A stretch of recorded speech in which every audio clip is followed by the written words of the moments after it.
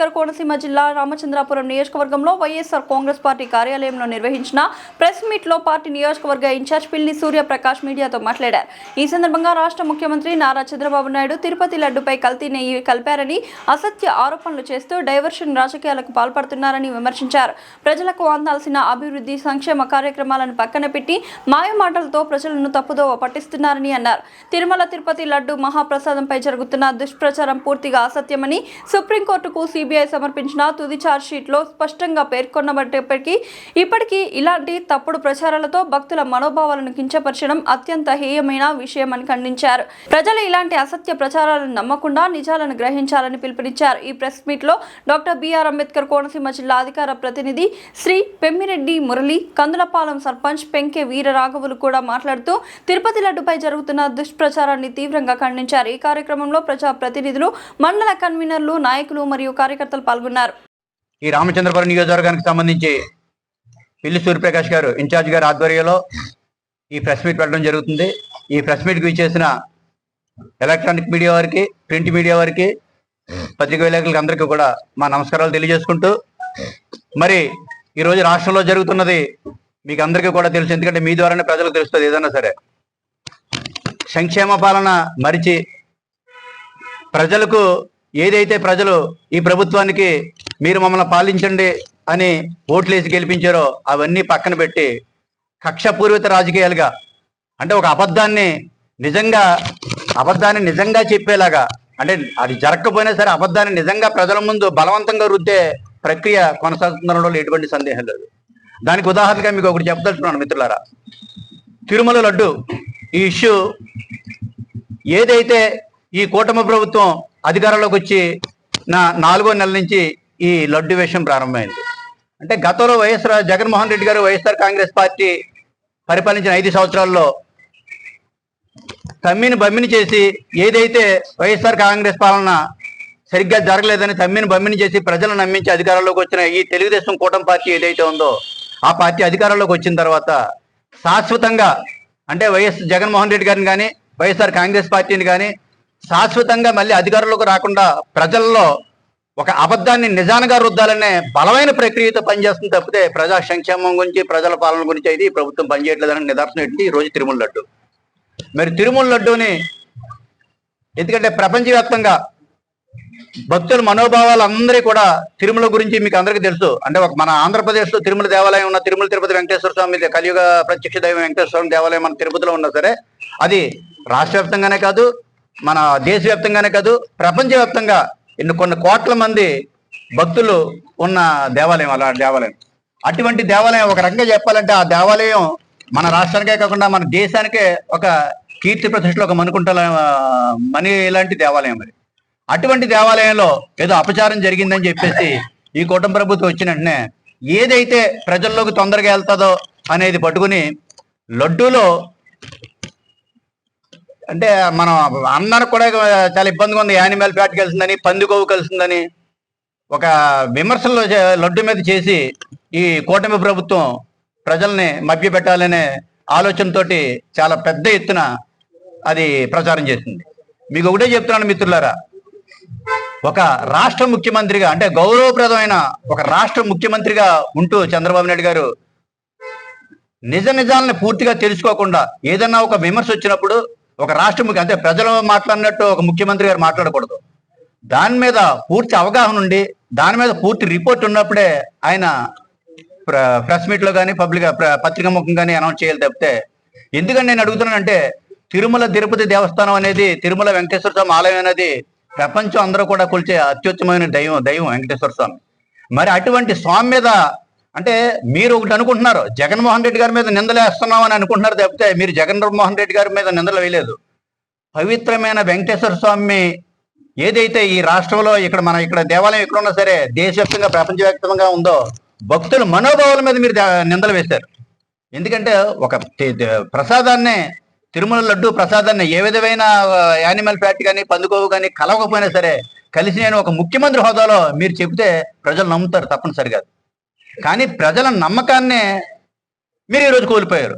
ఏం చేత నేను చెప్తున్నానంటే ఏ విధమైన యానిమల్ ఫ్యాట్ కానీ ఏ విధమైన పందుకోవు కానీ కనలేదని చెప్పేసి పూర్తిగా రిపోర్ట్స్ ఇవాళ వచ్చినాయి.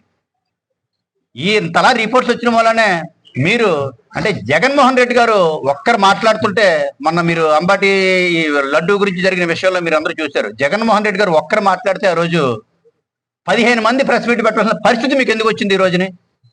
నాకు తెలిసిన రాజకీయ చరిత్రలో ఒక డిప్యూటీ సీఎం, ఒక ముఖ్యమంత్రి గారు, 14 మంది మంత్రులు, ఒక పార్టీ అధ్యక్షులు వీళ్ళందరూ కలిసి ప్రెస్ మీట్ పెట్టడం అనేది నేను మొట్టమొదటిసారిగా చూస్తున్నాను. ఎందుకంటే దాంట్లో ఒక భావం అయితే మాకు అందరికీ కనిపించింది. మనం తప్పు చేసాం, ఆ తప్పుని ఏదో రకంగా సరిదిద్దుకుని మళ్ళీ ఆ తప్పుని జగన్మోహన్ రెడ్డి గారికి మనం పావాలి అనే మీ బలమైన కోరిక ఆ రోజు ఆ ప్రెస్ మీట్లో కనపడ్డారు. ఎందుకంటే మీరు 14 మంది కలిసి ప్రెస్ మీట్ పెడతారంటే ఈ రాష్ట్రానికి ఏదో గొప్ప కార్యక్రమం చేయబోతున్నారు, లేకపోతే ఈ రాష్ట్రానికి గొప్పది ఏదో తీసుకురాబోతున్నారు అనే సందర్భంలో అలాంటివి పెడతారు తప్పితే మీరు పెట్టిన ప్రెస్ మీట్ చూస్తుంటే ప్రజలు కూడా ముక్కును వేలేసుకునే పరిస్థితి ఉంది ఈరోజు. వెంకటేశ్వర స్వామితో పెట్టుకున్నారు మీరు. నేను ఒకటే ఉదాహరణ మిమ్మల్ని అడుగుతున్నాను మిత్రులారా, ముఖ్యమంత్రి గారిని.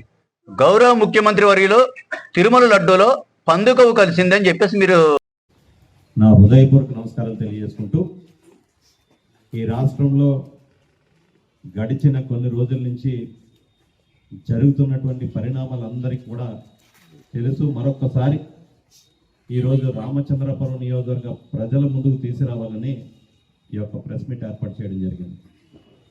ఈ రాష్ట్రంలో అధికార పార్టీలో ఉన్నటువంటి పెద్దలు, ఇప్పుడు గౌరవ ముఖ్యమంత్రి గారు నారా చంద్రబాబు నాయుడు గారు కానీ, ఉప ముఖ్యమంత్రిగా ఉన్నటువంటి పవన్ కళ్యాణ్ గారు కానీ, నారా లోకేష్ గారు కానీ, మంత్రిమండలిలో ఉన్నటువంటి పెద్దలందరూ కూడా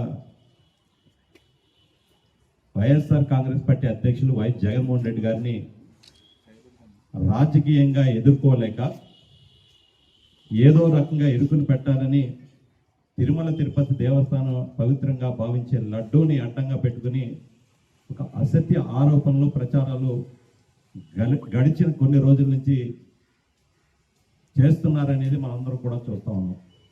ఏంట ఆరోపణ అంటే, తిరుమల లడ్డూలో జంతు కొవ్వు, పంది కొవ్వు, చేప నూనె కలిసిన లడ్డూని గతంలో తయారు చేశారు, దానికి కోట్లాది మంది భక్తులు తినేశారని చెప్పి ఒక అర్థం లేని ఆరోపణల్ని, ఒక పక్కన వెంకటేశ్వర స్వామి వారిని, ఒక పక్కన కోట్లాది మంది భక్తుల యొక్క మనోభావాలను దెబ్బతీస్తూ ఒక ముఖ్యమంత్రి స్థానంలో ఉండి నారా చంద్రబాబు నాయుడు గారు ఆరోపణలు చేయడం జరిగింది గడిచిన 18 ఏళ్ల కాలం నుంచి.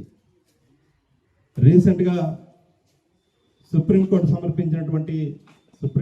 సమర్పించినటువంటి సిట్ ఏవైతే ఉందో వారికి రిపోర్ట్ అయితే ఛార్జ్ షీట్ ఫైల్ చేయడం జరిగింది. ఏముంది ఆ ఛార్జ్ షీట్లో అంటే, తిరుమల తిరుపతి దేవస్థానం ఉన్నటువంటి లడ్డూలో ఎటువంటి పంది కొవ్వు కానీ, జంతువుల కొవ్వు కానీ, చేప నూనె కానీ లేదు అనేది చాలా స్పష్టంగా ఏవైతే సుప్రీంకోర్టు ఆధ్వర్యంలో నియమించబడిన సిబిఐ సిట్ ఉందో వారు చాలా స్పష్టంగా తెలియజేయడం జరిగింది. కానీ వాస్తవానికి చంద్రబాబు నాయుడు గారికి అయ్యేం పట్టవు. ఈరోజు మనం దేశంలోనే రెండు ప్రతిష్టాత్మకమైన సంస్థలో సుప్రీంకోర్టుకి వారి యొక్క ఫైండింగ్స్ ఇవ్వడం జరిగింది. ఏంటా ఫైండింగ్స్ అంటే, నేషనల్ డైరీ డెవలప్మెంట్ బోర్డు ఒకటి, రెండోది నేషనల్ డైరీ రీసెర్చ్ ఇన్స్టిట్యూట్ ఒకటి. ఈ 2 సంస్థలు కలిపి పూర్తిగా పరిశీలించిన తర్వాత ఎటువంటి జంతువుల అవశేషాలు లేవని సుప్రీంకోర్టుకి వారి యొక్క ఫైండింగ్స్ని ఇవ్వడం జరిగింది. కానీ చంద్రబాబు నాయుడు గారికి అయ్యేం పట్టవు.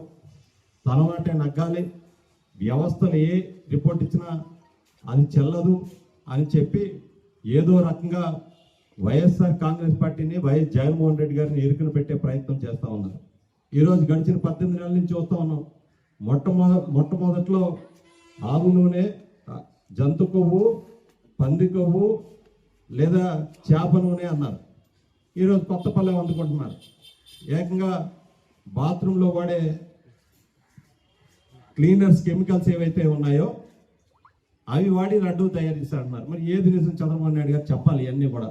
అంటే ఏదో రకంగా ఈ తిరుమల లడ్డూని ఉపయోగించి జగన్మోహన్ రెడ్డి గారిని మభ్యపెట్టాలి, కనుమరుగు చేయాలనేది ఒక ఆలోచన తప్ప ఒక అర్థం లేని ఆరోపణలు చేస్తూ ఉన్నారు. ఆనాడు బోలే బాబా డైరీకి సంబంధించి 4 ట్యాంకర్లు తిరుమల తిరుపతి దేవస్థానం రావడం జరిగింది. అన్నీ కూడా ఎవరి హయాంలో వచ్చింది 4 ట్యాంకర్లు? చంద్రబాబు నాయుడు గారు ముఖ్యమంత్రి అయిన తర్వాత ఆ బోలే బాబా డైరీకి సంబంధించి 4 ట్యాంకర్లు వచ్చినాయి. ఈ బోలే బాబా డైరీ ఎప్పుడు అనుమతులు తీసుకున్నారు? 2018లో అప్పుడు చంద్రబాబు నాయుడు గారు ముఖ్యమంత్రి ఉండగా తిరుమల తిరుపతి దేవస్థానానికి ఈ బోలే బాబా డైరీ నెయ్యి సప్లై చేయడానికి అర్హత కలిగి ఉన్నది అని చెప్పి చంద్రబాబు నాయుడు గారి ప్రభుత్వం ఉన్నటువంటి అధికారులే ఆనాడు బోలే బాబా డైరీకి సర్టిఫై చేసిన తర్వాతే ఈ బోలే బాబా డైరీ తిరుమల తిరుపతి దేవస్థానం టెండర్లో పాల్గొనడం జరిగింది. మరి దీని అంతా సూత్రధారి పాత్రధారి ఎవరు? నారా చంద్రబాబు నాయుడు గారు. ఇదంతా నేను చెప్పేది కాదు. సిబిఐ తన ఛార్జ్ షీట్లో చాలా స్పష్టంగా ఈరోజు సుప్రీంకోర్టుకి ఇవ్వడం జరిగింది. కానీ చంద్రబాబు నాయుడు గారు మళ్ళీ ఎదురుదాడి.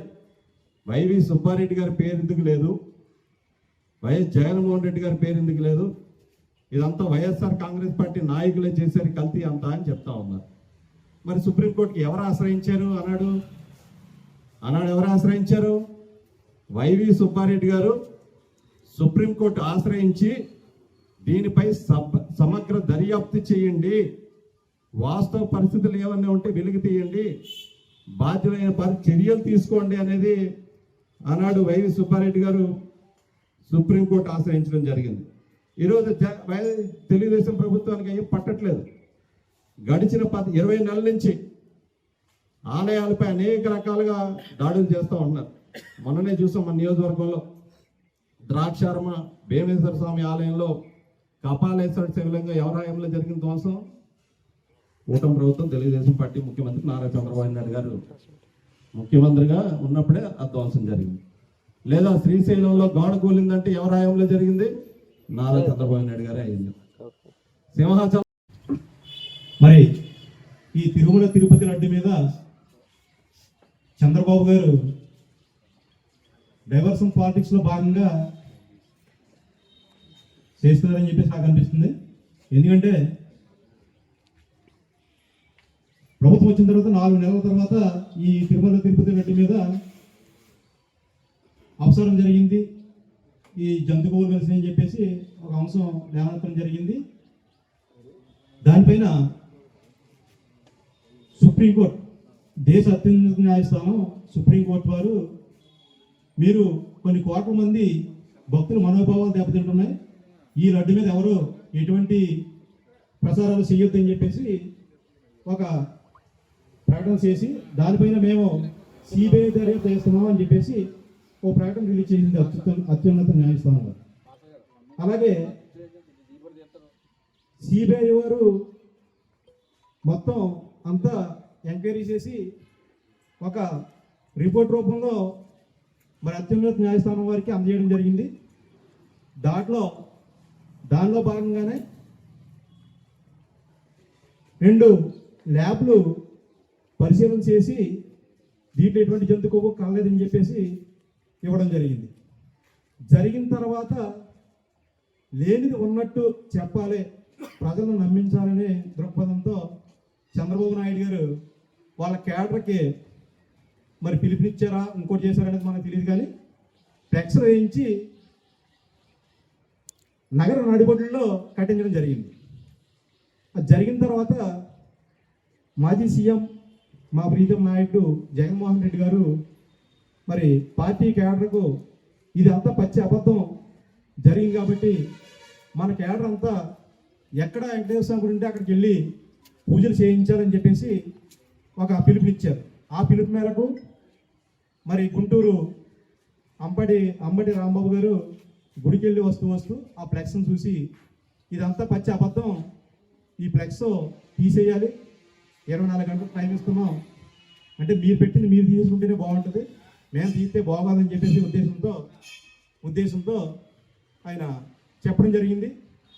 అలాగే అప్పుడు ఆ ఫ్లెక్స్ దగ్గరికి ఈ టీడీపీ కేడర్ అంతా వచ్చి ఎవడొస్తాడో చూద్దాం అని చెప్పేసి కర్రలతో రావడం జరిగింది.